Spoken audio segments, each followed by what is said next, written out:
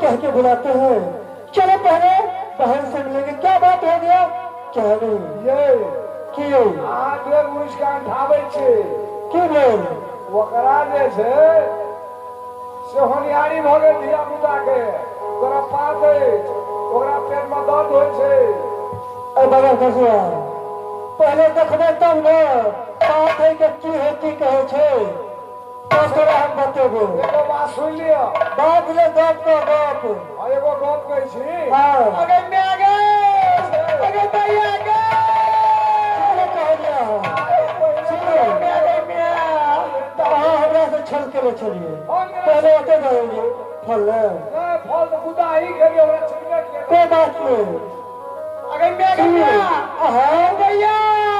पहले चंपा डरनी तो बोल गया सुनिए तब तक हम गया लगे छी एकदम में तू चाहे तो जल्दी जाओ उस का सुनू एगो बात और सिखा दे छी की कहूँ ना अरे ओकरा जे छै या तो बौआ या बुच्ची भ जेतै ना हाँ बिजली से तो अहाँके राजमे कोई वैल्यू नहीं रह उ तो दर सच्चे कहलिए ताहि दुआरे हम चंपा टकीन से बात करै छी हाँ कुछ घूसो पेचो लेतै ना हाँ ओकरा दऽ देबै बुझलिए ठीक छै यहाँ एहन गीत लगाओ कि ओकरा ताकि ओकरा ई में महसूस है कि हमरा गप से मानस तन में कोई पैदा नहीं ओकरा कभी कान खाबट पैदा नहीं सुनो पहले आओ चंपा डगरी के बुला के लेके आओ तब तक हम महल में जैसी भैया के पास में। ठीक है तो जल्दी जाओ तबे हम के जाएंगे आए के बाद बीतलई हमरा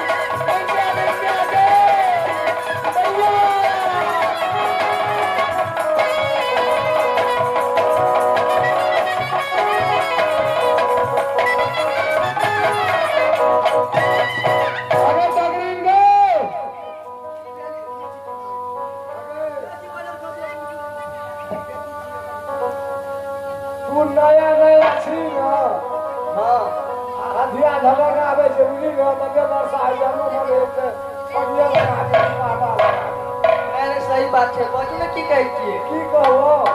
अभी हम कहै छौ से करबी ना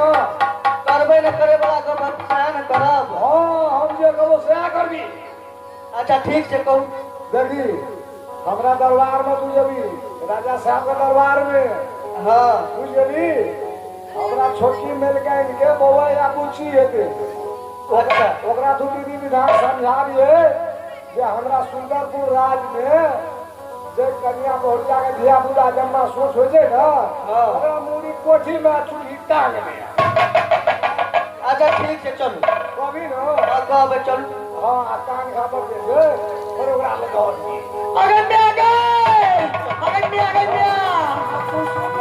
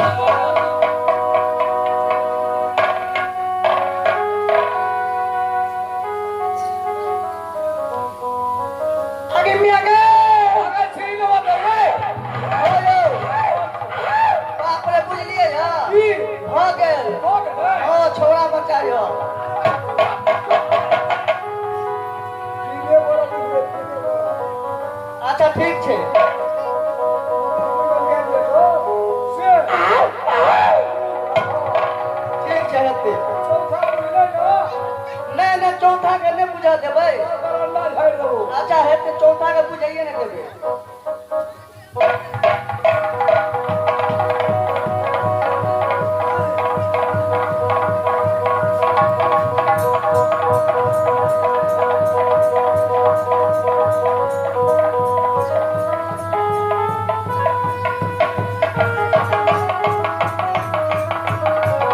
अबे काम भरो बिजली सिंह हां देखो यही बालक है, आगे देखो ये लड़का है। सुनो बहुत सुंदर सा अभी ये छोटी रानी तुम्हारी वो अभी बेहोश हुई है, ठीक है? चंपा डगरी के बच्चा दे दो, बोलो मत खुलवा में डाल देगा।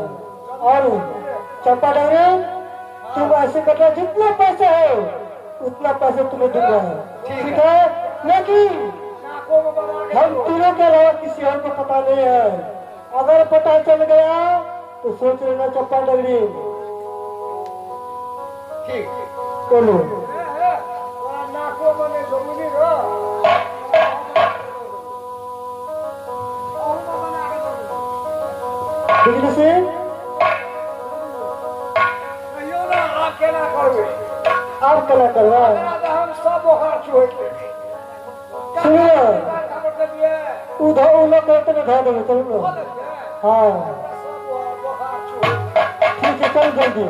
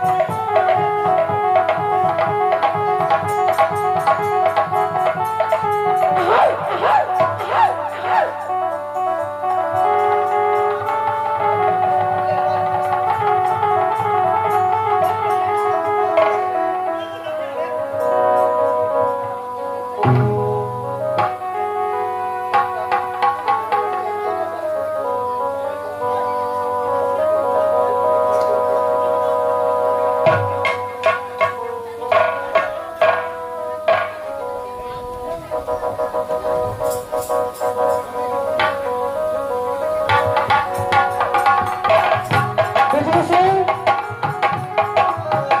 देखो चंपा डगरी अभी तक आया नहीं, उसको बोला मैंने बच्चे को मैं खुले में डाल करके कान खाकर लेके आना है, लेकिन चंपा डगरी अभी आया नहीं। आई नहीं जरा बुखार छोड़ा दे ठीक है, कोई नया का लोरी से ना हरिया मल के बच्चा को मैं खोमना में फेंक देलू जे अहाँ कहलो चलिए से आयाम छीटा में लग गेलू अगर ना बिजली सिंह जो मैंने चंपा डगरी को बोली वो काम पूरा हो गया है, ठीक है? चलो पहले अंदर में छोटी रानी को खींच के लाएंगे, उसको आज बुखार छोड़ वही जो थापर लगाया था ना सब बदला ले लेंगे।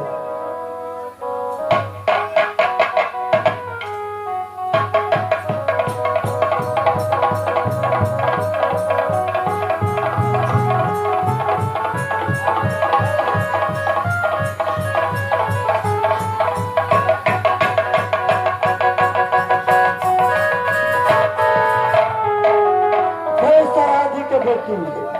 तू नाक का चादर के कहले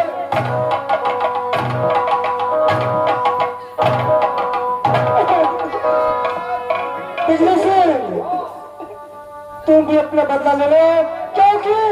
ये नाक कटा दिया राज सुंदर बन की, क्योंकि ये काल खबर कटा दिया के कोख से चोट बना और क्या करके करूँगा कौन तेरे गलतियाँ